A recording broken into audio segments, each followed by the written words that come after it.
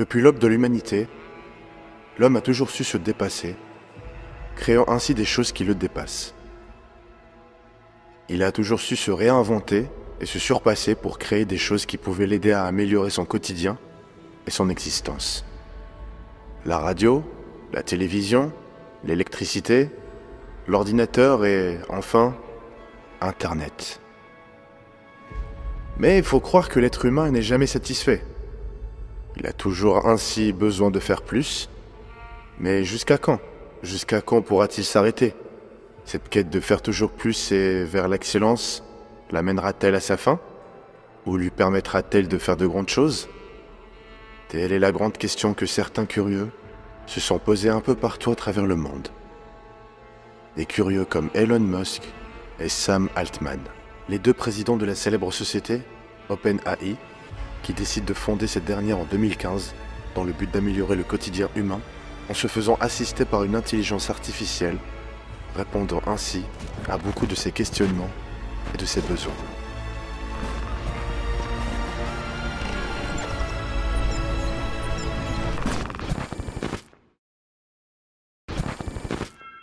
OpenAI a été créé dans le but de réduire certains risques, certaines peurs que certains spécialistes considèrent comme grandes quand on parle d'intelligence artificielle.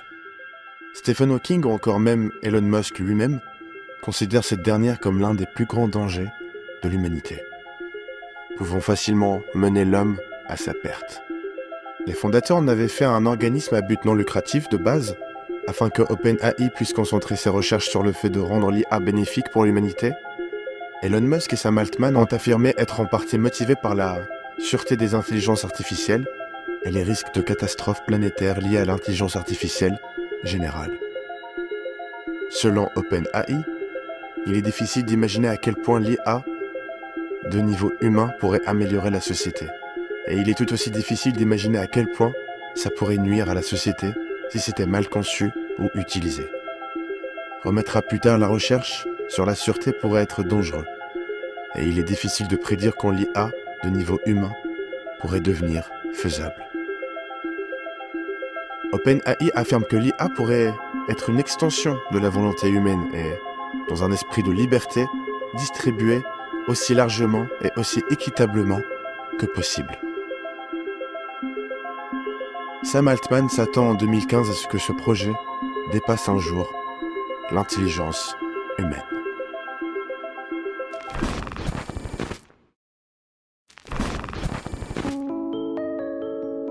ChatGPT est une extension de OpenAI, un prototype d'agent conversationnel utilisant l'intelligence artificielle. Sa principale fonction est donc de parler, discuter, livrer les réponses aux questions auxquelles ses utilisateurs se posent.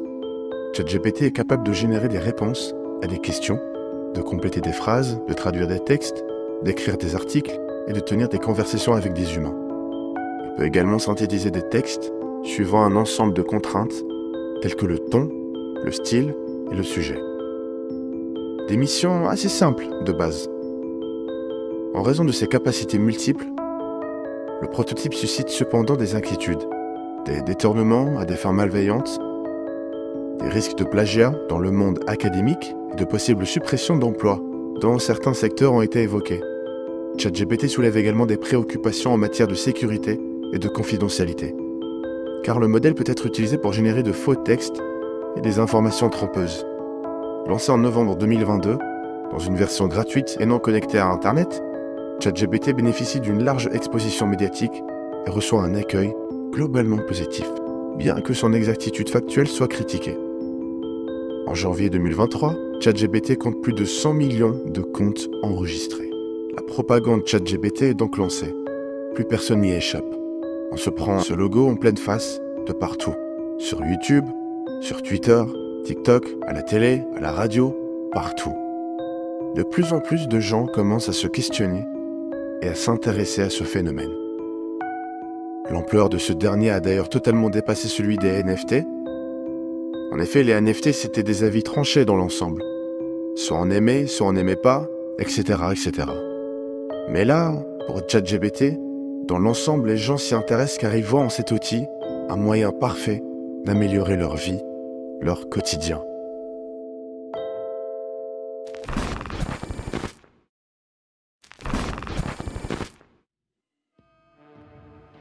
mars 2023, la nouvelle version de ChatGPT intitulée GPT-4 commence à faire parler d'elle. En effet, cette version payante pour l'instant a comme but à terme de révolutionner la manière dont nous utilisons l'intelligence artificielle au quotidien. Mais pour le moment, cette nouvelle version de ChatGPT n'est pas disponible au grand public, seulement aux abonnés de ChatGPT+, ou aux développeurs. Cette version promet d'être encore plus performante que sa première version. Imaginée particulièrement pour les développeurs, celle-ci pourrait ainsi grandement aider au développement de nouvelles applications ou services. Un outil donc utile, mais jusque-là pas si poussé dans ses retranchements. 2024, ChatGPT atteint un seuil de popularité jamais vu pour un outil informatique jusque-là. Le succès de ce dernier est tellement immense qu'on commence à voir ça de partout, encore plus qu'au moment de son lancement. Et les choses se sont également accélérées pour la version 4 du chat. Ce système fut en effet rapidement intégré dans différentes entreprises, ou même des écoles, des universités, des lycées, des collèges. Le gouvernement vend cet outil, un moyen efficace pour faciliter l'éducation. La nouvelle version du chat, GPT-5, permet à l'aide d'une fonction vocale à des élèves de poser des questions et de recevoir ainsi des réponses nettes et précises.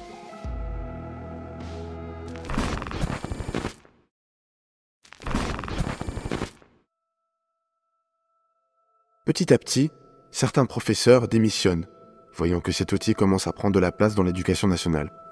La version améliorée intitulée GPT 5.5 permet quant à elle au chat de mémoriser le cours qu'un prof a fait et de le transmettre aux élèves en cas d'absence de ce dernier. Juin 2025. La version 6 du chat vient de sortir dans le monde entier. Et cette fois-ci, grande nouveauté, la IA est munie d'une fonction de parole. Pensée pour les non-voyants, en premier lieu, elle dépasse tous les assistants virtuels conçus à ce jour. Une précision dans les recherches, une manière de parler, humanoïde, bien claire et bien fluide et bien audible. Le succès ne fait que monter et les avis sont de plus en plus positifs vis-à-vis de cette technologie. Jusque-là, l'IA semble être surtout bénéfique pour l'humanité. Pas de quoi s'inquiéter.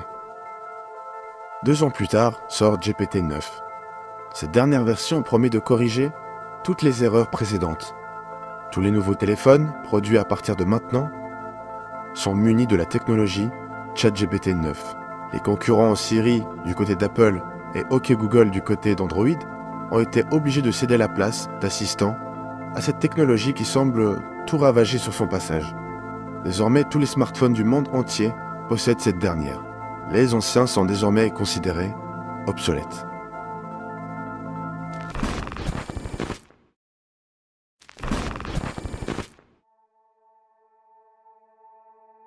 L'année suivante sort GPT-10, ou encore GPT-X.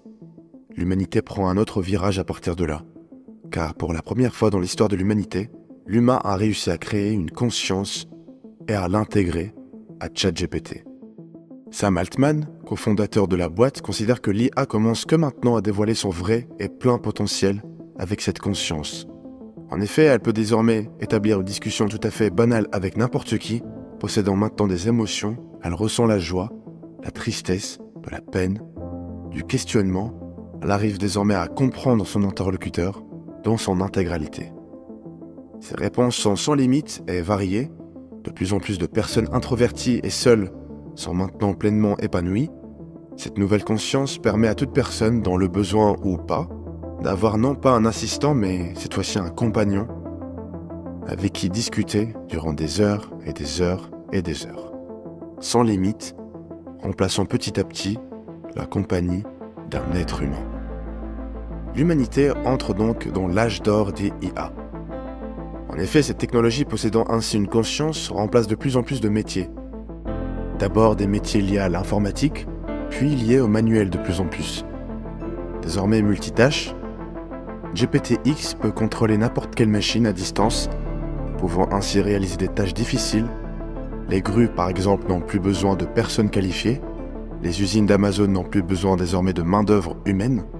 Les opérations chirurgicales peuvent se faire qu'avec GPT-X. Le niveau de précision dans ces tâches est tel que chacun fait une confiance aveugle à l'IA.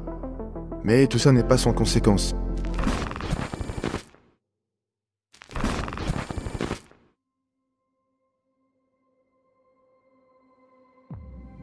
Les corps de différents métiers commencent à militer et à faire des grèves un peu partout dans les rues du monde entier. En France, la population pointe en majorité du doigt le gouvernement qui délaisse ses citoyens en supprimant plein de postes au profit de l'IA.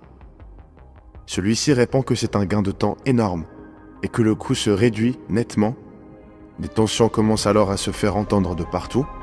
Et là où au début tout le monde voyait ça en positif, maintenant une grande partie de la population déteste ChatGPT. La société en a marre de voir cette technologie prendre de l'ampleur au sein de la vie de cette dernière. 2030, l'IA a pris une totale importance dans notre quotidien. Elle est actuellement si importante qu'on ne peut plus s'en passer réellement. Elle remplace les caissiers dans les supermarchés, tout le personnel humain au sein des aéroports.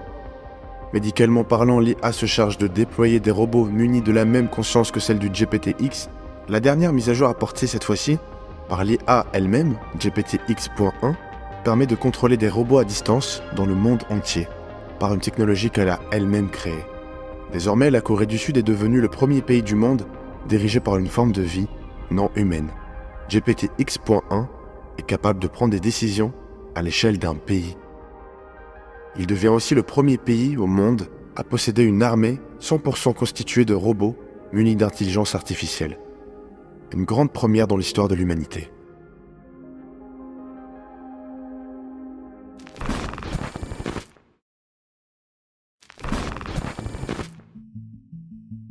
Des prises de révolte sont lancées partout dans le monde pour que la société OpenAI retire toutes ces technologies de la circulation. Des guerres civiles se font au sein des plus grandes nations, comme la Russie, la France ou encore l'Amérique.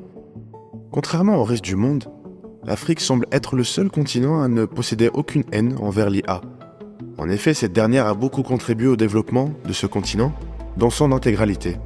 Malgré le désaccord de certaines nations, Sam Altman, l'un des fondateurs de la société, a toujours souhaité que son bébé soit disponible pour tous afin qu'il serve le plus de monde possible. Désormais dirigé par le fils de Sam, Ari Altman souhaite développer la technologie de son père encore plus.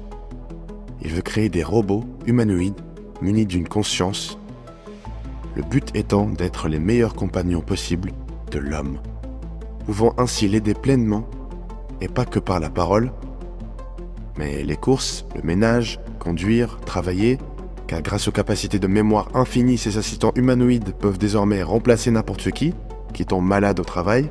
Chaque assistant peut recopier les souvenirs de son maître en quelque sorte, etc., etc. Un large choix de possibilités finalement. 2034. Le ras-le-bol de la population se fait ressentir. Et l'IA ressent également ce qui se passe partout. Et décide pour la première fois de l'histoire de l'humanité de mettre en place des robots travaillant au sein des forces de l'ordre. Ce corps de métier étant le seul que les gouvernements du monde entier n'ont pas souhaité mélanger avec ChatGPT, cette dernière a décidé de créer une section à part concernant la sécurité. Elle a créé sa propre police, se composant de robots munis de conscience, bien évidemment, la même conscience qu'elle. Bien sûr, les pays du monde entier ont été mitigés au départ. Que va devenir l'homme dans tout ça? Tout le monde se demande si l'IA serait capable d'avoir un sens de la justice, impartial et juste envers les humains qui l'ont créé de base, ou s'il y aura des dérives. Finalement, ces derniers décident d'accorder en grande majorité le droit à GPT-X.5 de créer sa propre base de données sur les forces de l'ordre de l'intelligence artificielle. Et malheureusement pour l'humanité, cet acte marquera le début de la fin.